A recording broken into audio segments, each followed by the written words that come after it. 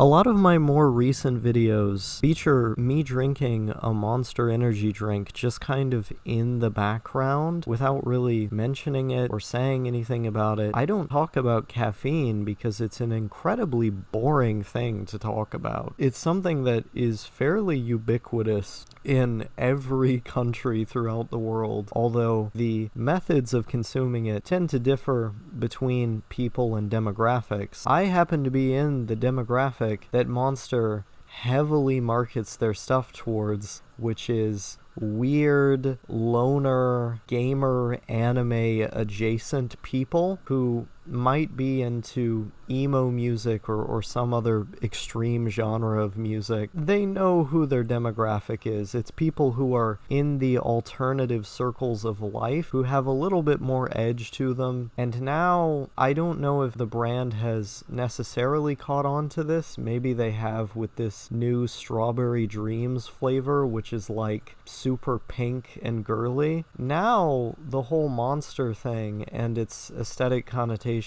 are being slowly co-opted by the LGBT community. It's like gay bottoms and trans women are posting themselves drinking Monsters all the time on the LGBT side of Twitter, also on the LGBT 4chan board, and across Reddit. It seems like these drinks are universally loved amongst those people, especially trans women. And I can assume why. Like, a lot of these people who are trans women transitioned having been someone, like, prior to their transition, they were someone who was kind of alternative, kind of a loner, kind of extreme in their tastes or their demeanor, their position in society, as a way of probably coping with the gender dysphoria or like social alienation or stratification one would naturally experience while having those innate problems with oneself and one's position in society. So they took on the vibes of someone who would be like that, and they drank the drink that someone who is like that would drink. But now they're able to express themselves in this more genuine way and live happier lives, be the people who they are, but they still drink the Monster energy drinks. So it's like the aesthetics have kind of crossed over with one another in a way where I now actually associate Monster energy drinks more with trans people than I do with like edgy anime adjacent emos who are also gamers. It's being co-opted over time, which I find just fascinating because I'm someone with a really hot trans girlfriend and who's also kind of an edgy loner weirdo kind of guy. So I've got my foot in both worlds, you could say. You know, I'm like the biggest chaser but also the biggest ally. And the Monster energy drink is like a symbol of my position in the world. This is complete and utter nonsense, but it kind of makes sense on a vibes level. I got really into these drinks after I had stopped doing drugs, because at the very beginning of 2021, I was like, no more drugs, I can't do this anymore, no more drinking, I can't do this anymore, because I need to take care of my body and my skin and my image, and I desperately wanted to preserve what I had, my brain, my body, and so on. And I just quit everything cold turkey, and for basically that whole year I was sober with the exception of like 2 slip-ups, which weren't even really slip-ups, they just felt like choices that I made that I did not intend on replicating or doing over. It felt like a really easy choice to make. Like, I had severe alcohol withdrawal and was going from a habit that I did like all the time to not doing any of it all the time or any of the time. So it was quite a big change, but for me, it just felt normal because it felt like a choice. Like, the motivation that I had to change myself was a lot bigger than the motivation I had to seek these short-term gains that didn't really feel like gains because they were in direct contradiction to that goal. So I left all of that behind, and several months out, I believe on a whim, just tried a Monster for the first time, and I had never had one before. This was in 2021, and I believe it was the pink one. It was the pink Pipeline Punch juice Monster, and instantly I loved the way that it tasted.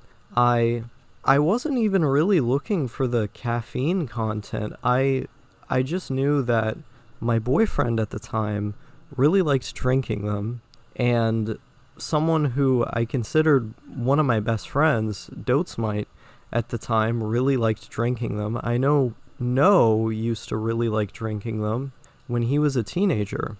So I knew all these people who were in like the kind of orbit that I was in, who either were big fans of them in the past and would post memes about them or funny things related to them, or people who were just currently drinking them all the time and took pride in that fact and kind of incorporated it into their personal aesthetic or identity.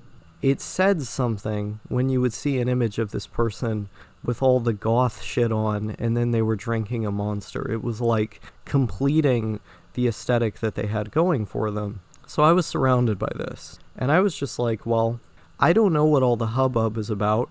I'm not a huge caffeine person. I didn't even really get into caffeine anything until I was like 17. I was 17 getting into drinking sodas for the first time. I had almost never drank soda for my whole childhood because I wasn't allowed to, and it was the same thing with coffee. And I had started drinking those at 17 for the caffeine to stay awake for long periods of time, and that was really the only effect I noticed. I didn't notice at the time benefits in my memory or cognition, things that I would come to notice later on when I started drinking Monster regularly. And so I'm looking at these drinks and I'm like, well, they must taste really good if they're all the rage amongst my friends. And I try it out, and it helps me focus. I notice like a slight improvement in my reaction times, in my memory and cognition. I notice that I generally just feel more, like slightly more motivated and less depressed, with virtually no downsides. And the drug happened to come in a form that tastes really good to consume, so I was like, okay, I'm going to start drinking these all the time now.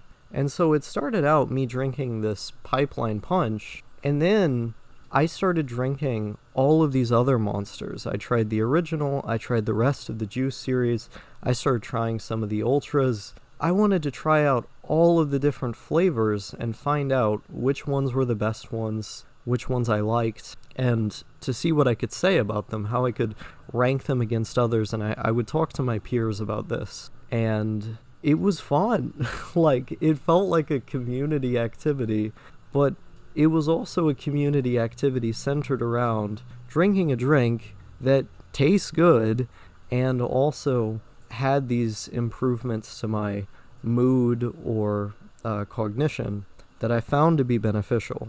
And in a way, you know, months out from getting sober, like I said, it was helpful in another sense, because I was used to always having drugs around and sometimes just taking something because I was bored and I wanted to watch a movie or play a video game in a state that was different from the normal state that I spent most of my time in.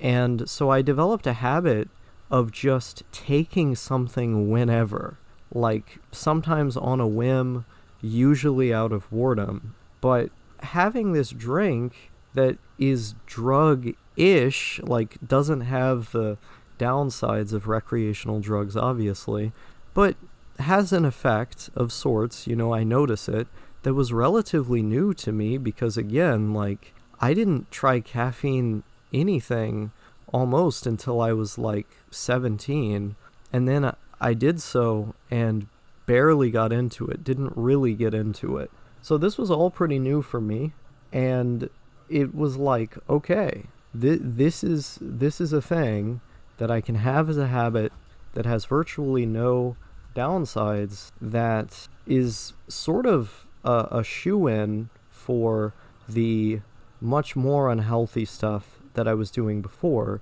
It gives me a thing that I can just kind of have around and alters my mood or consciousness slightly in this particular way, and is legal at that. So that's how I got addicted to Monster energy drinks.